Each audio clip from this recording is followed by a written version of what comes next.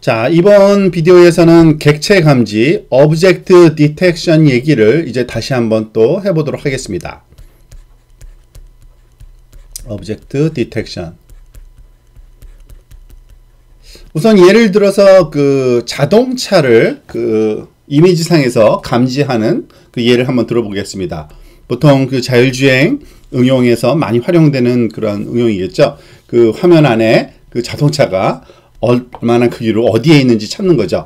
자, 그를 위해서는 제일 먼저 해야 되는 것이 이 자동차를 훈련시켜서 우리가 자동차를 감지할 수 있어야 됩니다. 무슨 얘기냐면 훈련 자료를 만들 때 모든 그 입력을 자동차 크기로 이렇게 그 주변의 영역이 빈 공백이 없도록 밭도 잘라서 크로핑이라고 그러죠. 잘라서 자동차만 골라내는 이러한 그 소위 데이터 준비가 필요하고요.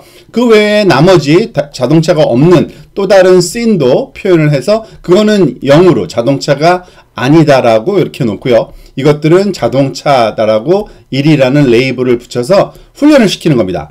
즉, 그 우리가 그 흔히 썼던 컨브넷을 당연히 적절한 그런 깊이를 갖는 컨볼루션 뉴럴 네트워크를 가지고서 이 해당하는 이게 X와 Y에 대해서 우리가 훈련을 시키면 되겠죠.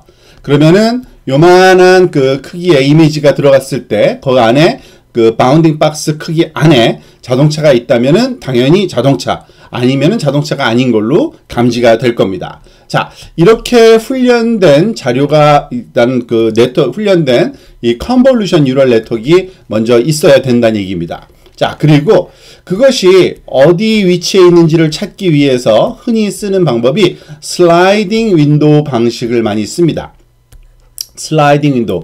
슬라이딩 윈도우는 말 그대로 이렇게 그 움직여 다니는 그러한 그 옆으로 이렇게 그 슬라이딩이라는 건 옆으로 이동한다는 뜻이죠. 이동하는 그 윈도우를 가지고서 감지하는데요.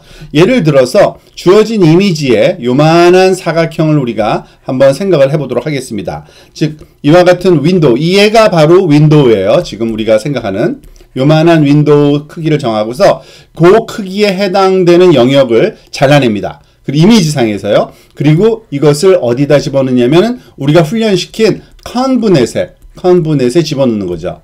그러면 이 컨브넷이 여기에 자동차가 있는지 없는지를 판단해 줍니다. 당연히 여기는 없겠죠. 그러니까 0으로 판단될 거고요. 그리고 나서 만약에 자동차가 없으면 당연히 없을 뿐만 아니라 어딘가에 있는지를 찾아야 되는 거기 때문에 일정한 보폭으로 움직입니다. 즉 일정한 보폭을 스트라이드를 줘서 똑같은 그 윈도우를 오른쪽으로 이동시키고 그리고 나서 다시 컨브넷에 집어넣고 또 마찬가지로 또 움직여서 컨브넷에 집어넣고 하면 이 그 모든 영역을 돌아다니면서 그리고 아래쪽으로도 일정 부분은 조금은 겹치되 그렇지만은 다른 영역을 찾아서 우리가 이런 식으로 그 계속적으로 그 반복 작업을 할 수 있겠죠. 그러다 보면은 만약에 여기에서의 사이즈가 맞는 것이 찾아진다면은 여기에서 그 이 컨브넷의 결과가 1로 나타날 수도 있을 겁니다. 그리고 없다면은 이 끝까지 모든 그 영역을 다 움직여 다니면서 판단을 해야 되는 겁니다. 자, 그런데 다양한 사이즈의 그러한 자동차가 존재할 수 있기 때문에 이 하나로 하질 않고요. 이와 보다는 조금 큰 윈도우를 사용을 해서 또 마찬가지로 이 왼쪽 상단부터 이 윈도우 크기만큼을 오려내고 이거를 또 다시 그 컨브넷 훈련시킨 우리 컨브넷에 집어넣어서 이게 0인지 또는 1인지 판단을 하게 되는 겁니다. 그것도 마찬가지로 슬라이딩 시켜서 슬라이딩 윈도우라는 그 의미가 바로 그겁니다. 슬라이딩한 윈도우를 가지고서 또 우리가 그 판단을 한번 해보고요.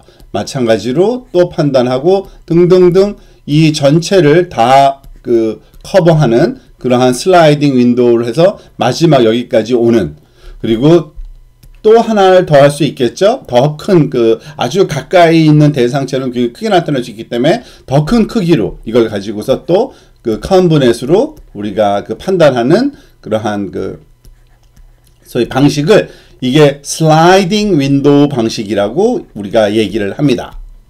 0 또는 1이 나오는 걸 하는 거죠. 그런데 단점이 하나 있습니다. 이것이 소위 단점이 컴퓨팅 코스트가 너무 비싸다는 얘기입니다.